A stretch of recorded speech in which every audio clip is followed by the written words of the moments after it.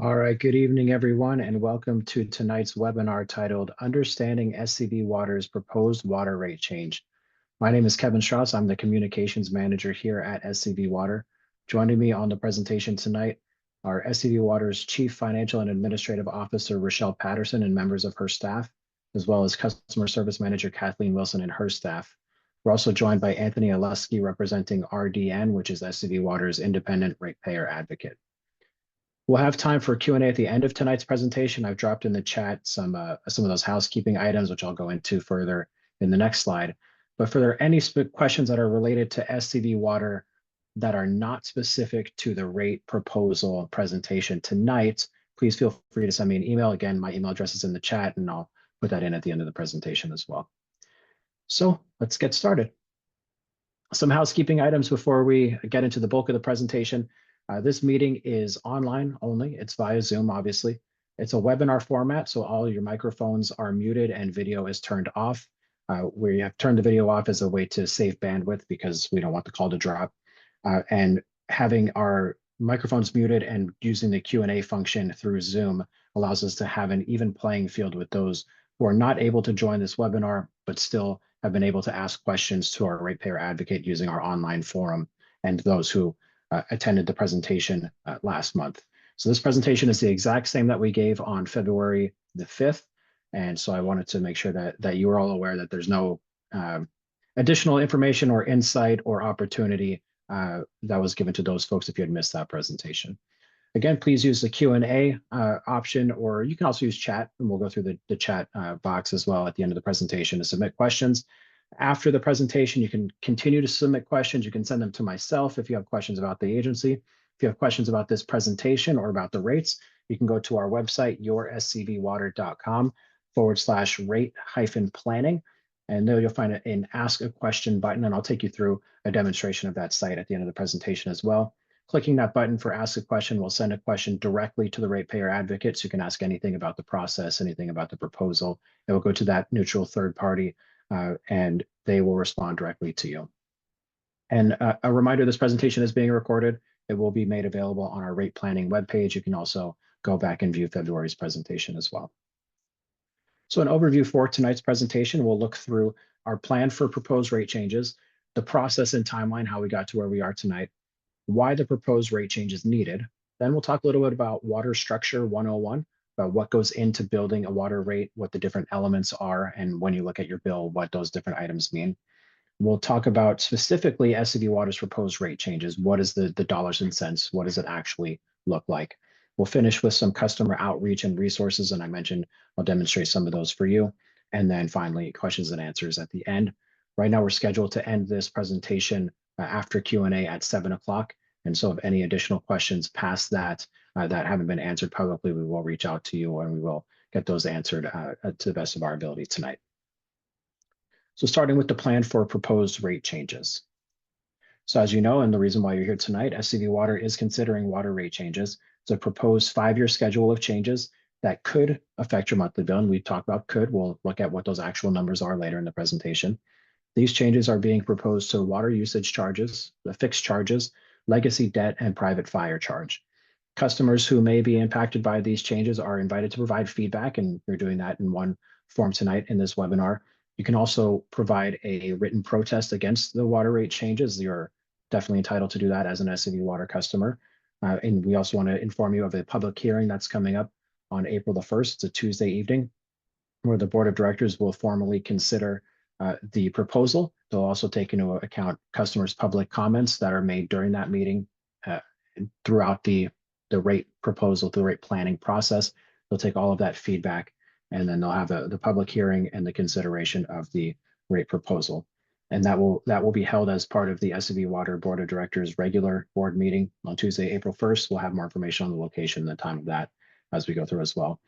And if the proposed adjustments are implemented, are approved on April the 1st, they would go into effect July 1st of 2025. And then based on what the proposal is, it's already scheduled out July 1st of each subsequent year until July 1st, 2029. The rate study is scheduled to end June 30th, 2030. Look at our rate planning team. Who's been involved in this process to get us to where we are today? Well, it starts with the finance team. They develop all of the materials and the analyses and the data collection and whatnot to then build this rate study and bring the proposal to the board of directors. They work under the chief financial administrative officer, and that's Rochelle Patterson I mentioned before. She's on the call and happy to answer some questions if you have them at the end as well. They report to the general manager, who reports to our board of directors. But off on the side is the independent ratepayer advocate, RDN. They are here to ensure that rates proposed are equitable, that they're adequate to cover agency expenses, and that they are fair and cover the cost of actual service. And so the process and the timeline. When did we start this? How are we at this point? What is still to come? This process kicked off on July the 15th, 2024, and has been phased out to look at every step of the way of what needs to go into the rate design. You look at the review of revenue requirements, a cost of service study, what is the actual cost of water service for the agency, because it's important to note that the agency by law cannot charge more than to cover what the actual cost of service is. So defining what that cost of service is. A look at the rate design analysis was done in October, and then looking through different scenarios to see which, if rates were proposed to increase by X% versus Y% versus Z%, what would that look like financially over the next 5 years? That was done in November. In December, the Finance and Administration Committee and the Board of Directors reviewed and approved a Proposition 218 notice, and we'll get into Proposition 218 here in a minute. That notice was then sent out to all customers of record and property owners in January. We held our first community workshop a month ago, February the 5th. We're here at the second one on March the 5th. In 12 days, the Finance and Administration Committee will review some of the preliminary comments and feedback from the public workshops, from the questions that have been asked of the ratepayer advocate, and they'll go through that process on the 17th of March, and then the board of directors will take up the public hearing and rate adoption consideration on April the 1st. You find all the information and go back and look through old committee and board packets and presentations and recordings by visiting that yourscvwater.com/meetings page. So this is it laid out in a timeline. Part of the Proposition 218 process, and I get into that in the next slide, is having a 45-day public comment period. So from the day that notices are mailed out, Proposition 218 notices are mailed to customers explaining there's a proposal for a rate change, here's the reasoning, here's the basis, here are all these requirements that go into Proposition 218. A 45-day period must be held where the public can have time to review the materials, provide feedback, and provide a written protest if they so choose. That 45-day public comment period, we started it on January the 28th instead of the mail date of January the 21st. But the notice actually started, the date began on the 45 days on January the 21st. But that total is looking at about 60 days between then and when the public hearing is on April the 1st. So understanding Proposition 218. So as part of this rate setting process, the agency has to comply with Proposition 218, which was approved by California voters in 1996. It's also known as the Right to Vote on Taxes Act. And on a basic level, Proposition 218 ensures that any taxes or charges that are levied on property owners are subject to a majority protest vote, meaning if the majority of those affected by the proposal write in protest against that proposal cannot be adopted. There are several requirements under Proposition 218 that a public agency like SCV Water must follow. First is that a cost of service study, I talked about that previously, that has to be completed. The agency, after the cost of service study is complete, must mail the notice, the Proposition 218 notice, to all property owners, customers of record. The notice has to specify the amount of what the proposed fee is, the basis upon which it was calculated, the reasoning for the fee, and it also has to share information about the date, time, and location of a public hearing at which the proposed rates would be considered and or adopted. Another requirement I mentioned is that the hearing cannot be held fewer than 45 days from the required notices being mailed. And again, they're subject to a majority protest. So at the public hearing, a total of written protests will be counted, tabulated, and if that total equals 50% of affected property owners plus one property owner, then the rates cannot be adopted. So how can you participate? Well, you're participating here in tonight's meeting. But in addition, you are entitled to file an opposition protest. Property owners can submit a protest, and those who are directly liable to pay their water bills can submit a protest. But it's important to note that only one protest per property can be counted. Protests that are submitted by email or during a public comment verbally cannot count under Proposition 218. They must be written. They must be sent to SCV Water's board secretary, the address listed there on the slide. They must be received prior to the conclusion of the public hearing, which again is Tuesday, April the 1st, 2025 at 6 p.m.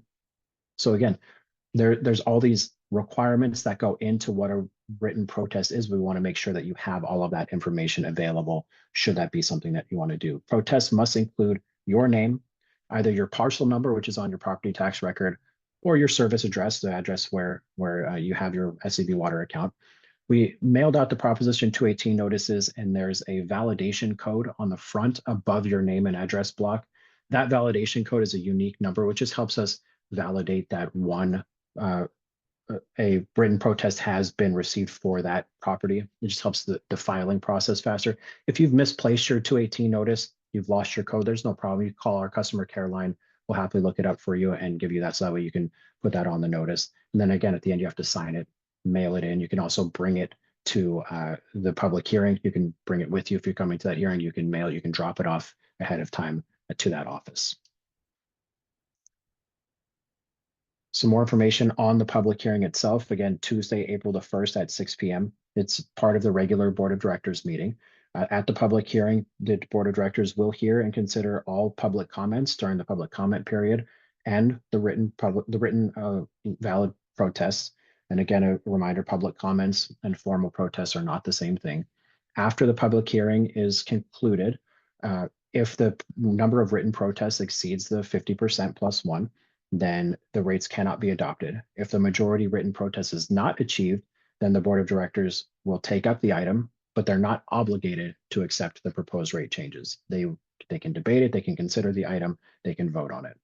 And again, if the rates are adopted, they would start to go into effect July 1st of 2025. So now to some of the background and some of the reasoning. Why is the proposed rate change needed? So as an organization, SCV Water must balance growing operational costs while also planning for future reliable water supplies for the Santa Clarita Valley. There's growing operational costs from capital improvement projects, pipeline replacements, construction of storage tanks, treatment facilities, things of those nature. There's also regulations and the costs that come with things like treating for PFAS chemicals, making sure that groundwater is clean and safe and available for the public. There's conservation mandates, there's water quality standards, there's other requirements put in place by the state legislature, by the federal government that water agencies have to comply with. And so those costs are borne as well. But at the same time that the agency is investing in this infrastructure and complying with these mandates, we're also working on various cost saving measures to help offset any increases in any expenses to ratepayers. These include things like installing a solar panel, which offsets our energy costs, energy consumption. We seek cell tower leases and rent out some of the property that we own as an agency to make some of that money back as an additional revenue stream. We also have staff taking on projects in-house that normally would be outsourced to third parties, such as water quality testing. We're one of the first certified laboratories in the state to be able to do water testing in our own facility and have those results available sooner and be able to implement any changes that are needed faster. And so that lower lag time and the ability to do it ourselves is saving a ton of time and money as well. We also have pipeline projects, where some of the tasks are done in-house rather than hiring, say, a construction manager or an inspection team. Those are done by staff. And safety trainings are done in-house by certified trainers as well to limit outside expenses. We've also been extremely successful in bringing in millions of dollars in federal and state grant funding to reduce overall costs of projects in the last few years. Some additional factors that also go into our growing operational costs are development or lack of development. If we plan to have a development be online, let's say a new housing development is planned for Valencia, and we expect X amount of homes to be move-in ready and have new customers in there, we project out those costs and those revenues coming in. If there's delays in those projects or those projects get shelved, then that is funding and revenue that is not coming in from those folks. We also deal with, like I said, delays in weather projects, timelines and costs can expand when there's the weather delays. We also have to deal with things like inflation, construction inflation, chemical utility inflation, costs of fuel. Those things also play into a part of what our operational costs are day to day. Switching to water rate structure 101, so we want to give more information about what are water rates, what are revenue requirements, and some of the terminology that you'll see, not just in the Proposition 218 notice, but also in the cost of service study, also in the review of the cost of service study prepared by the ratepayer advocate, and what's actually on your water bill. And so we want to remind again, as a public agency that's governed by a board of directors that's funded in part by taxes and ratepayers, SCV Water cannot earn a profit from the services that it provides. It can charge no more than the actual cost associated with providing water service to customers. We look at our rate setting methodology. What are we trying to accomplish with rates? We want to ensure that there's sufficient revenue to meet operational needs, that we consider the impact of the rates on a customer, that we want to make sure that rates are equitable, they're fair in how they're distributed among customers, so everybody is paying for their fair share of what the actual costs are. And we want to make sure that our rates are practical, that they're manageable, that they're implementable, that they're not all of it at once, and it's not feasible for customers to be able to shoulder that burden or for the agency to sustain long-term financial health. So the finance connection, what are revenue requirements? How do we balance out this graph in front of us? Well, we receive funding again from water rates, obviously. General property tax is a portion of the general property tax that is paid by property owners, comes back to the agency. There's also other revenues, which include things like grants, investment income, communication cell tower leases, and other rental income. These are used to help meet what the total revenue requirements are, but they're still out of balance. And so putting in that revenue adjustment piece to make sure that the actual bottom line is even at the end of the day is what we're going for. So when we look at our water bill and when we look at the charts that are coming up in the next portion of this presentation, we'll see things like fixed charge or service charge. These are based on your meter size. They're not dependent on the amount of water that is used by a customer. This is what you pay out of pocket to begin the month. At the very least, you use no water, but you still have a water meter. That's what the charge is. Think of it as getting into a taxi. Before you've even set off, you've already paid, what is it now? I don't know, $30, $40 to get into a taxi.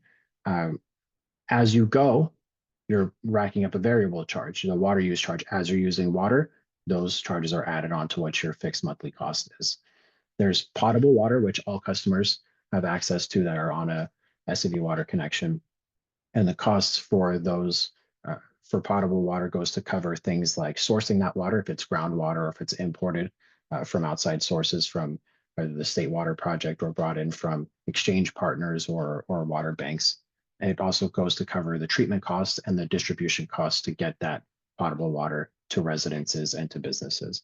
Recycled water charges are limited to those who have a recycled water meter. Recycled water is not potable water, and it is typically only used for landscape projects, things like golf courses and for medians. And that's very limited in the Santa Clarita Valley right now. It is starting to expand, but it is not a typical everyday customer is not dealing with recycled water.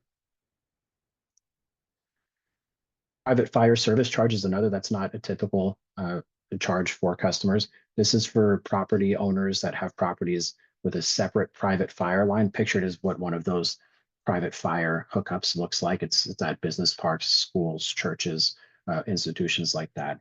These are monthly fixed service charges as a readiness to serve charge, meaning that they're not drawing on the system every day. You may never use it. They're not taxing the system or impacting that supply. They're there to be ready if the fire department needs them. And so customers are paying that to have that extra attachment.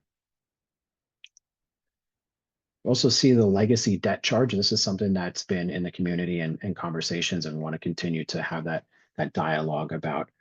If this is a monthly fixed charge, It's a fixed charge that is not projected to increase over the life of the cost of service study and the rate study from this coming fiscal year, July 1st, 2025, through the end of the study, which is again is June 30th, 2030.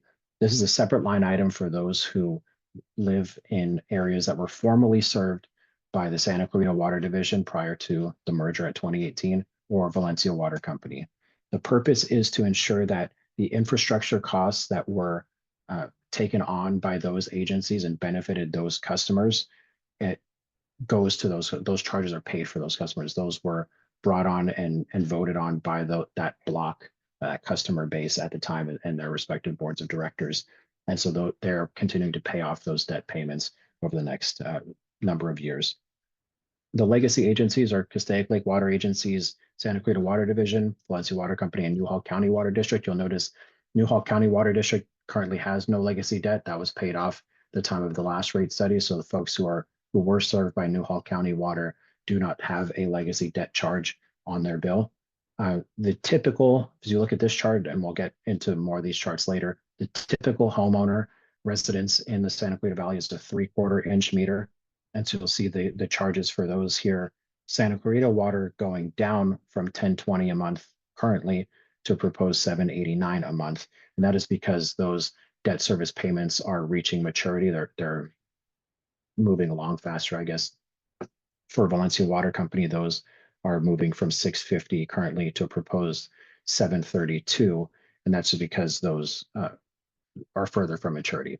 Currently, the maturity date for Santa Clarita Water Division legacy debt is the fiscal year 2040, 2041, and for Valencia Water Company, 2048, 49. So what are the actual proposed water rate changes? Looking at the dollars and going through what that means.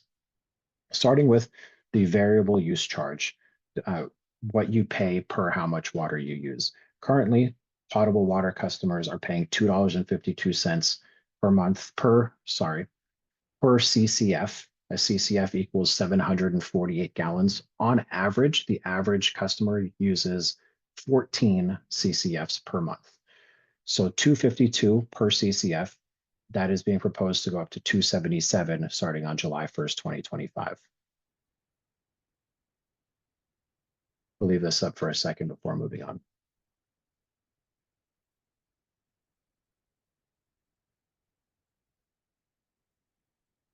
For fixed charges, the monthly meter charge for a 3/4 inch meter, again, the average customer is on a 3/4 inch meter using 14 CCF. A 3/4 inch is going from $22.21 to a proposed $23.60 and so on. Again, you can find out what your meter size specifically is by looking at your water bill.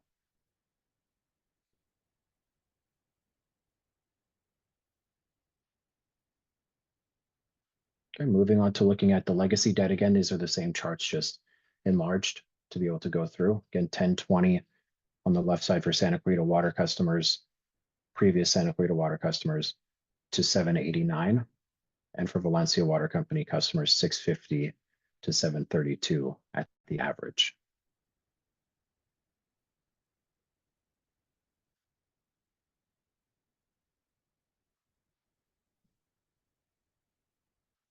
And for those with a private fire service charge, here are the proposed changes based on meter size.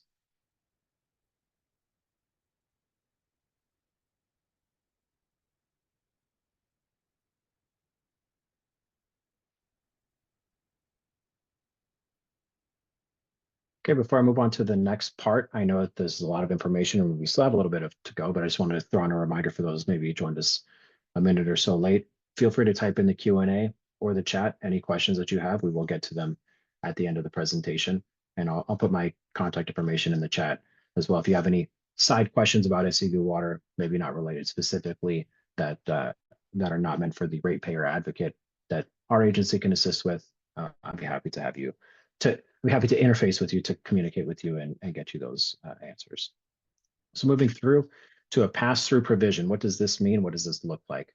As part of the rate setting process and under Proposition 218, SCV Water has to project, or it does project, the revenue needed in future years based on various assumptions and projections. These include things that are hard to nail down. They're construction inflation and overall inflation. So the agency projects what those cost increases will be based on historical data and trends over the years. The proposed annual increases for the water rates and charges are based on these expense escalation factors, but there's the potential, as we saw over the last 5 years, that may not be what the actual percentages are. So should actual inflation or construction inflation outpace these projections, SCV Water may choose to implement a pass-through to adjust the rates to meet that. But again, that cannot go over the actual cost of service. It can happen anytime from July 1st, 2025 through the end of the study at June 30th, 2030. Should the agency deem that it's necessary to implement a pass-through, it has to notify all property owners and customers of record at least 30 days prior. The pass-through can be applied to the fixed charge, water use charge, private fire service charge as applicable. But again, it cannot increase the proposed water rate by more than 10% in any fiscal year. So let's say this whole case is approved as proposed, but in year 2, a pass-through is needed. Well, that pass-through cannot raise that rate at that time by more than 10%. And again, in no event can that raise the rate above what the actual cost of service is. So here is a chart showing what overall current bills versus what the proposed monthly bill will be for the next fiscal year, 2025 into 2026. This estimate is based on a 3/4-inch meter using a variety of CCFs per month from 6 up to 14, but it does not include a legacy debt charge. I'll have that in a future slide. This is just at the base, what is the proposed fixed rate and the proposed variable rate, and what does that dollars and cents look like? So you'll see $291 a month increase on the left side for 6 CCF to $493 a month increase on the far right for 14 CCF. And again, there are customers that use more than that, but this is what we're looking at on average. So how does this stack up against other comparable water agencies in the Southern California region? So you'll see SCV Water here, 6242, that's the proposed 14 CCF, 3/4-inch meter starting on July 1st, 2025 into 2026. The other agencies listed, Glendale, Las Virgenes, LADWP, Palmdale, Torrance, those numbers are based on what customers are currently paying for their monthly water service. So I know there was a question last month about some of these agencies, DWP in particular, that bundles other utilities and other services with it. This is just the water portion and the monthly water portion, not the bill every 2 months. So you'll see SCV Water still 6242 before legacy debt compared to others in the area. And these numbers were taken at the time that this presentation was put together using data from the end of calendar year 2024.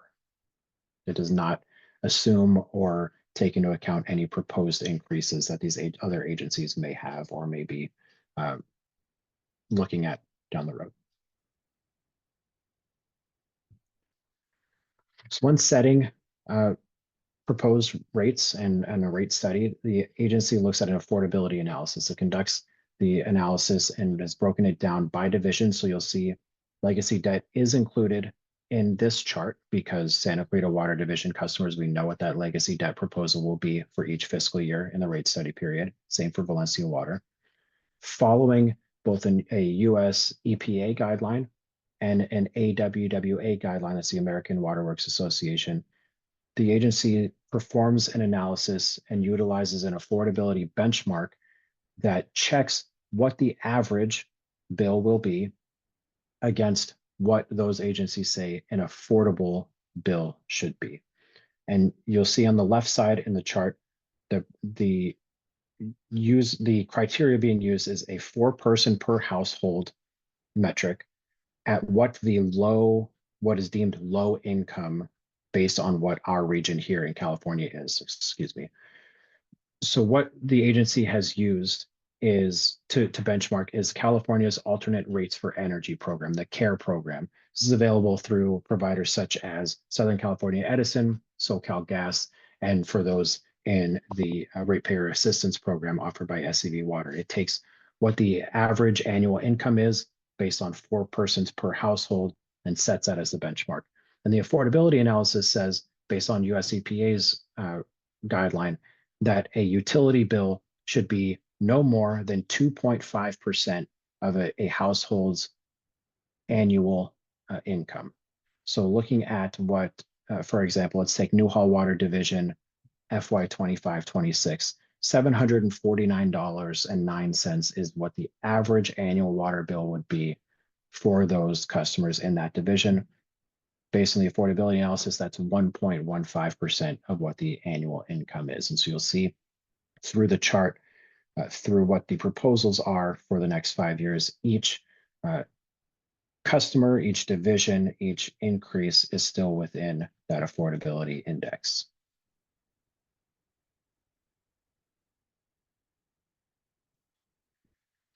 And so to go through some customer outreach, and that has been completed, and some resources and take you through what those are. I want to start with what has been done to date. So I mentioned the Prop 218 notice that was mailed, distributed to customers starting on January the 21st. We wanted to build in a few days to make sure that everybody received it before opening the 45-day comment period. So we opened the comment period on January the 28th. The public hearing is scheduled for April the 1st. That's a total of 63 days against the 45-day public comment requirement. We've developed the website, the rate planning page on yourscvwater.com. That includes our customer question form that we'll get into in just a moment. We've announced press release. We've used press release to announce the community meetings, the February 1, the March 1. We've sent direct email newsletters to our subscribers of about 16,000 email addresses in both January and now in February in the last 2 days to prepare for this presentation tonight, and posted on social media. We posted the community meetings again last month and tonight, and the public hearing is scheduled for April the 1st. Some customer resources that are available outside of this presentation and outside of listening to board meetings and going through that you can go and research and look for more information on your own. Again, through our rate planning website, it takes that Proposition 218 notice and expands on a lot of what the required language is and goes into much more of the detail of the programs and the costs and the background of this rate setting process. There you'll also find a water rate calculator, which you can play around with to see what your bill would be based on how much water you use and where you live and what fiscal year you're looking at for what the proposals are. So you can see where you are today and see that into the future. There's also a pair of reports that are on the website. There's the retail water rate cost analysis and rate design study that was conducted and compiled by SCV Water. There's also a ratepayer advocates report examining this process and what the proposals are. There's a section of our website on how to read your bill, understanding the charts and again, things like the legacy debt and variable charges and fixed charges. There's also information there for our ratepayer assistance program for those who qualify. So at this time, I'm going to pause the screen sharing for a second, just so I can pull up both the rate planning page and the water rate calculator and take you through those. So if you'll give me one moment.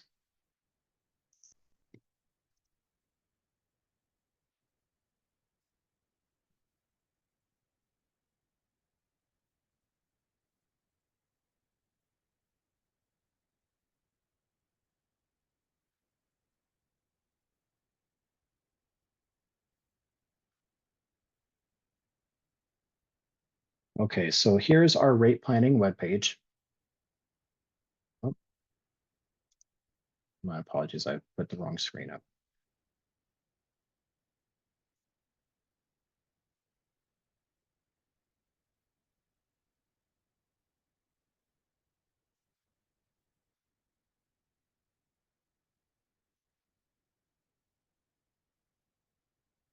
Here we go.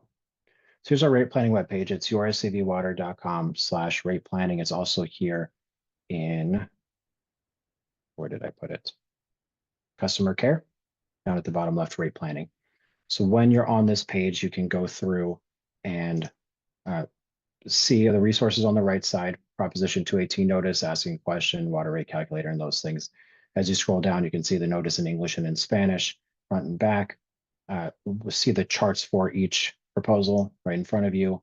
More information on how to protest, how to participate in the public hearing. There's also legal challenges and information on that. You can see the different reports that are here, the ratepayer advocate report, some FAQs on the process as well. But when you click on that bill calculator at the top, it takes you to this page where you can select your division. And if you need help finding what that division is, please reach out to us. If you're a Newhall County customer, a Santa Clarita Water Division customer, Valencia Water Company, if you're recycled water or not. So let's say Santa Clarita Water Division, a 3/4 inch meter, using an average of, let's move that up to 18, effective July 2024. So that's what we're currently at, 77.77. What would that look like starting in July 1st, 2025, 81.35? And you can build that out to the future. What does that look like moving from 27 to 28 as well? So that's one tool to look at the actual impact on your bill. The second is to click Ask a Question. We'll open up this form where we ask, really, we're just asking for your name and an email address so our ratepayer advocate can get back to you. If you want to fill in all the information, you're more than welcome to. And when you submit a question here, whatever that question is about the rate setting process and about rates, it will send it directly to Anthony and his team, and they will get in contact with you and provide you that information. That does not come to the agency staff. So we bring back up this presentation.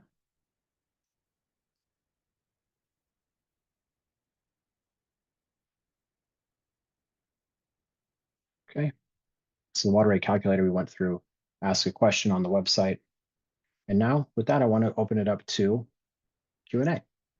I saw we did have some Q&A in here. And if there's any additional questions that you thought of or want to type in anything in the chat, please feel free so as well. So I'm going to open up Q&A. Again, I appreciate your time tonight and for submitting these questions. If you have any further questions, I'm going to, before we get going in Q&A, type in my information in the chat again, so that if anybody missed it the first time, they can see it there. Send me an email and I'll be happy to get back to you. First question, can recycled water be used for residential watering? Has SCV Water studied the feasibility of providing recycled water for residential watering? I can take that one, Rochelle, and please join me in clarifying if I misstate anything. This question is one that we get a lot, and the answer is it's complicated, but the answer is no. The reason being is that recycled water is on a separate system in the distribution network than residential water. We can't just push recycled water out to your sprinklers at your home. That's an entirely separate connection. I guess there's the ability eventually to put in all of that network and all of that infrastructure, but there's the chance and the very real harm of putting recycled water and highly treated wastewater is what it is into a potable water drinking system for contamination and for just contamination. So the short answer is no, that's not something that is being used or being explored to use in a residential area.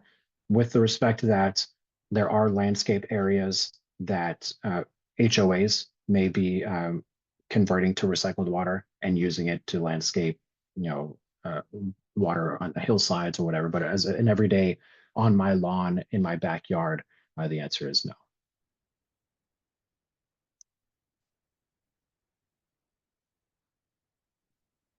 This is a comment, but I want to read it out so that way the panelists can see it and everybody can hear it because it's a comment.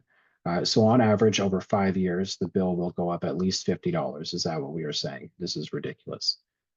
That is what the proposal is to meet expenses for the agency. Rochelle, I don't know, or Anthony, if you'd like to jump in about the review of the proposal and this scenario versus others that have been considered. Just real quick, that it's not $50 for a residential 3/4 inch meter. It ranges from $28.97 to $32.10.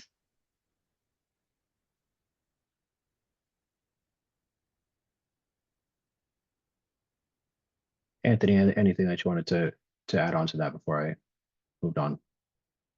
Yeah, briefly, the impact on customers is also dependent on the amount of water that they use. So it is important to note that if you want to see less of an impact on your bill, you can also reduce your water use. You have some control over the amount that you're paying for the service. Thank you. Moving on to the next one. Next question. This is an anonymous question. Can we send out the notice again to all customers, because they're sure that a lot of folks thought it was junk mail, they tossed it.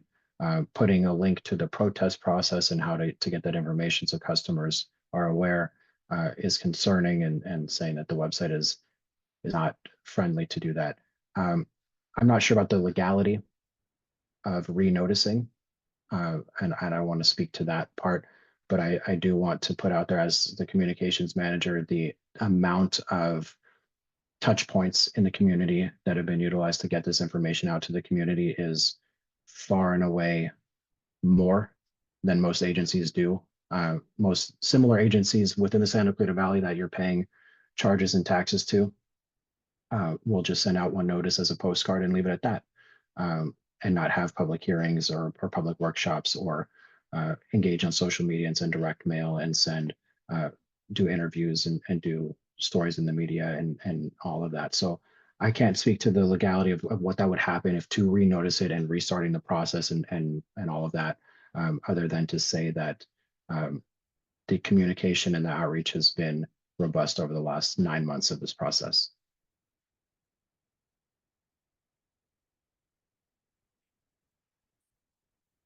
Follow-up question for Mr. Donahue. Mr. Donahue would like to know, back to HOAs allowing recycled water. Could HOAs allow recycled water to be used for residents if they're using it for community landscaping? Is there a mechanism to then allow that for homeowners as well? I'll be honest, Mr. Donahue, I don't know the answer to that. I'm happy to find the answer to that and connect you with our recycled water expert. If you would please send me an email. My email's in the chat. I'd be happy to hook you up with that person who has that information directly. I know he's been working with a lot of HOAs on conversion and talking about long-term conversion projects. I don't want to misspeak and give you something that I don't know about.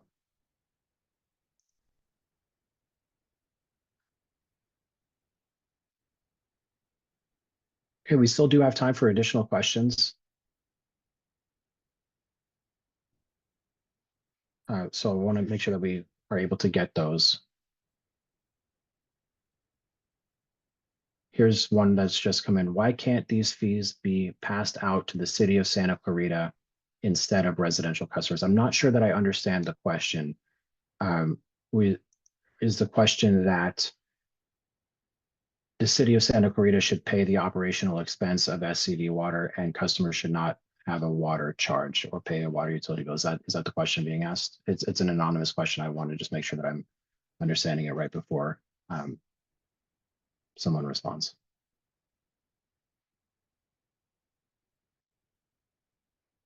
Okay, yes, if anybody would like to tackle that, Rochelle or Anthony, on the reasoning that SCV Water is a separate agency and is not part of the city of Santa Clarita's government structure.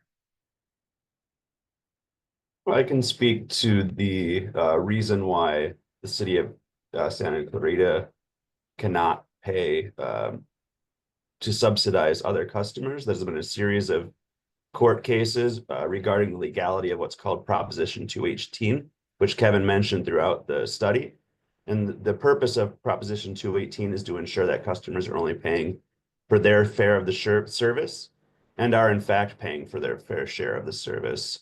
So some cases have indicated that cities cannot cover costs for certain customers. As far as why SCV Water is not a part of the city of Santa Clarita, the historical reason for that, I'm not 100% sure. I can speak to some of that, and Rochelle, I know, has been at the agency longer than I have. Prior to the formation of SCV Water in 2018, I mentioned there was Newhall County Water District, which is a bit of a misnomer. It was not run by the county. It was just called Newhall County Water District from decades prior. Castaic Lake Water Agency and Valencia Water Company. And correct me if I'm wrong, Rochelle, Valencia Water Company was a for-profit agency. And So in 2018, an act of the state legislature was passed in California to combine those and allow for one regional water provider to enhance the level of service and the reliability of having that water. Because prior, there were multiple different water systems and responsibilities to cover systems, and there was not that interconnection to be able to serve customers through the valley. So those prior public agencies and private organization combined together, they were already existed outside of that that structure when the city of Santa Clarita was established in 1987. Rochelle, is anything to add to that? No, nothing to add.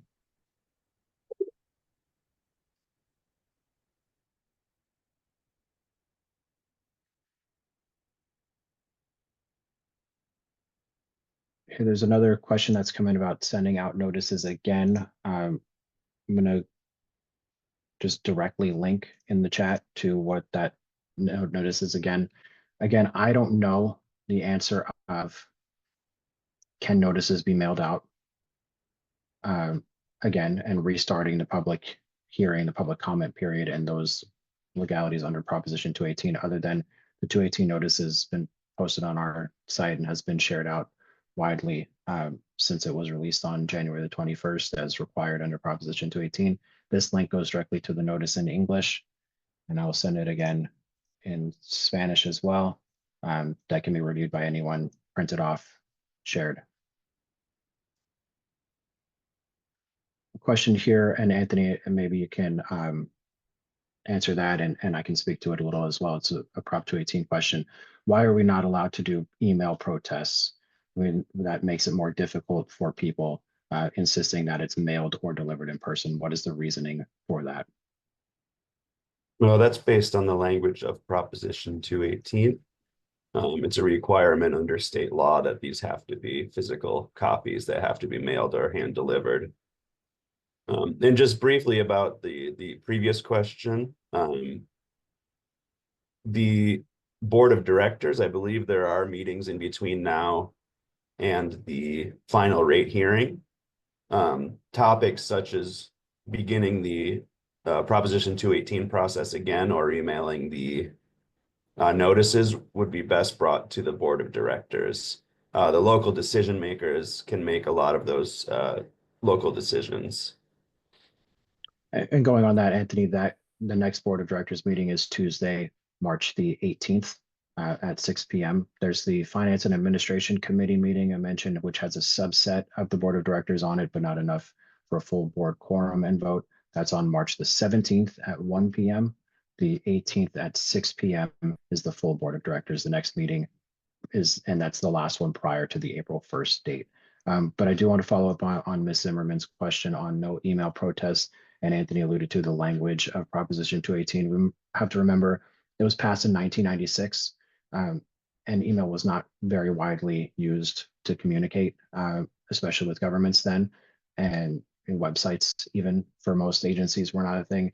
And that language has not been addressed to be updated by the legislature since then.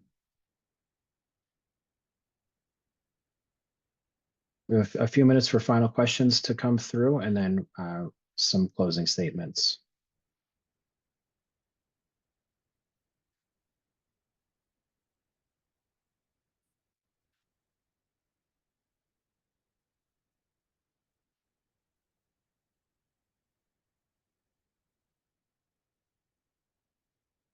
Comment and one for Kathleen.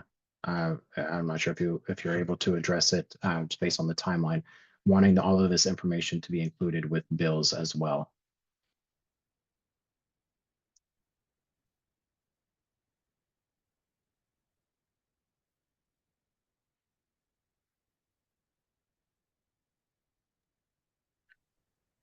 We can certainly consider, certainly chat with our legal sources and management about implementing or adding something onto the bill as a bill message. We do have a mechanism by which we might be able to include some of that information between now and then.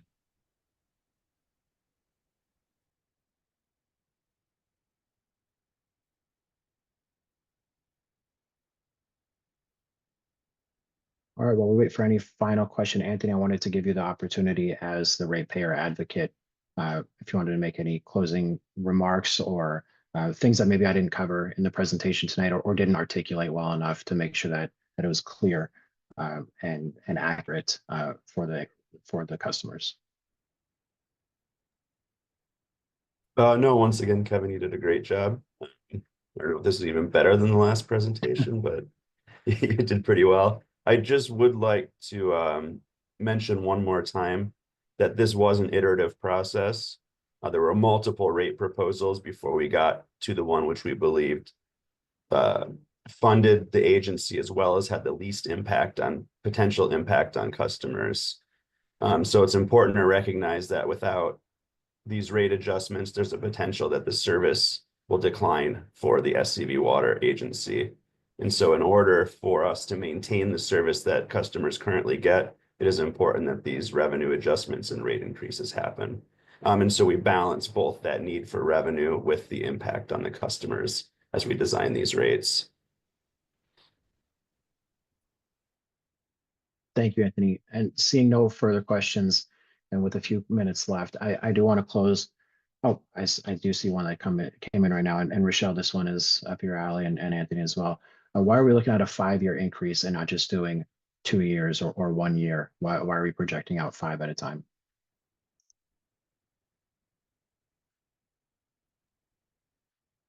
So we are allowed to, through Prop 218, to go out 5 years. So we do look at our forecast for the 5-year period. It doesn't mean that we can't go back and do another cost of service in between that 5-year period, but for planning purposes and forecasting purposes, that the full 5 years that's allowed is a benefit to the agency and the customers as a whole, to try to keep things as, increases as minimal as we can by trying to abide by our plan that we set up in the cost of service study.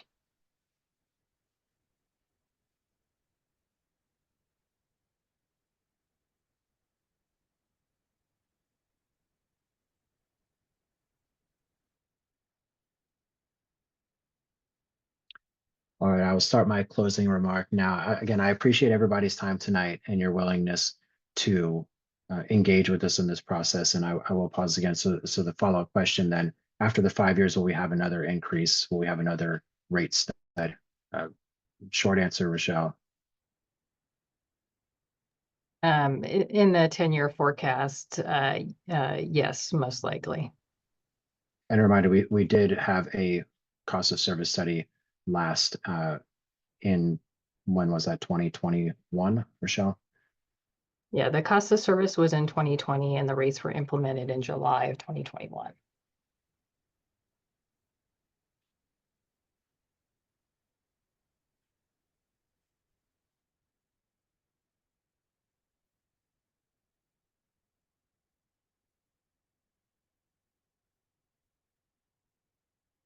And so again, if you have any further questions about tonight's presentation, you want to ask a question of Anthony or RDN, the ratepayer advocate, head to our website, yourscvwater.com. I'll put a link in the chat directly to that so you can click on it and check it out. And while I do that, we'll check for any final questions. Play around with the water rate calculator, the bill calculator, read the reports, see the history, the recordings of meetings, the packets of information from those, read through the notice, the Prop 218 notice front and back. That goes into the legal requirements, the protest process. We want to make sure you have all of the information that you need going through this process and be transparent about it. I appreciate your time in coming and joining and asking questions and being involved. It's something that's important to us as the agency and myself in communications as a communications professional, of having the public involved in this process. So thank you for your time. Thank you for your input. Thank you for your continued support of the agency. And I invite you to continue to participate, to come to meetings, to make your voices heard, and to give input on all processes, not just rates every 5 years. But head to the website, check that out, ask questions of Anthony. If you have any questions about the agency, water quality, water supply, any of those things, please feel free to send them to me. I'll hook you up with the right person, the expert to talk to one-on-one. We do a great job of getting back to people very quickly, and making sure that your questions are answered. So a final time here tonight, I appreciate your time, your understanding, and your commitment to helping us and helping us do what's right for the agency and for the customers and for the Santa Clarita Valley from now and into the future. Thanks, everyone. Good night.